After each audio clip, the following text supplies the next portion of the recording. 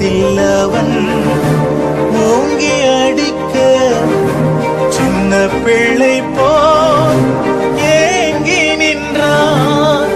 அந்த பேலத்தும் கையை கழுவி ஆண்டவரை அனுப்புகின்றான்.